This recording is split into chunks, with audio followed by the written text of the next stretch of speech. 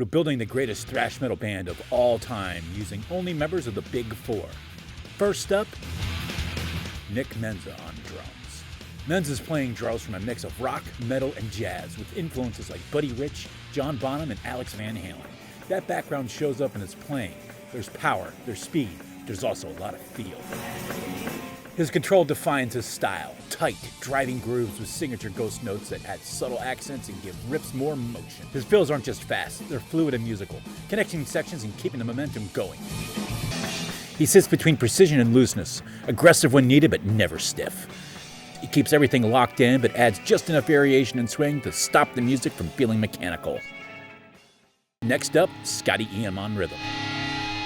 Scott Ian is the definition of tight percussive rhythm guitar. Drawing from players like Tony Iommi and Johnny Ramone, his style blends heavy metal weight with a stripped-down, no-frills punk rock attack.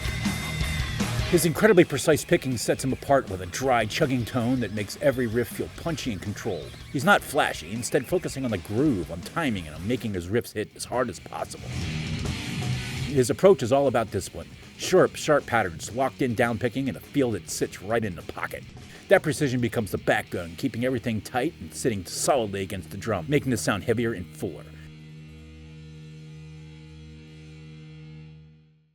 Next up on bass, Jason Newsted. Newsted's playing is built on aggression, precision, and pure drive. Influenced by the likes of Geezer Butler and Steve Harris, he takes that heavy metal foundation and pushes it into something more forceful and percussive. His defining trait is his attack.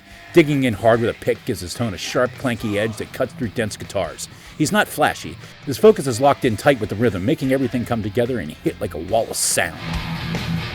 Stylistically, he's all about power and consistency. He reinforces riffs instead of competing with them, adding weight and momentum to every section.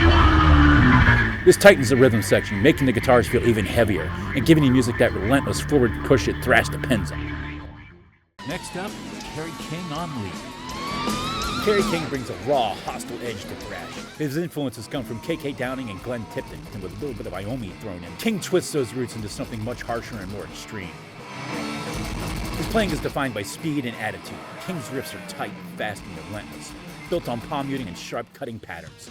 His solos are chaotic, driven by whammy bar dives, dissonant runs, and bursts of noise that feel like they're constantly on the edge of falling apart.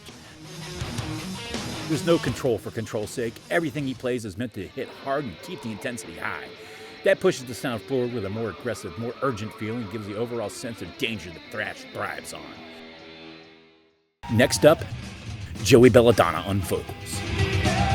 Joey Belladonna's style comes from classic heavy metal and hard rock, with influences like Ronnie James Dio, Bruce Dickinson, and Robert Plant. This influenced his range and control, bringing a more melodic approach to thrash.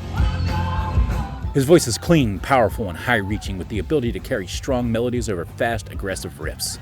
His smooth, controlled phrasing keeps everything clear and punchy even at high speed. He doesn't just match the aggression, he contrasts it, giving everything a melodic edge that sits atop the chaos without ever getting buried. This gives the music more dimension, makes the hooks stand out, and adds a level of clarity that cuts through all the intensity.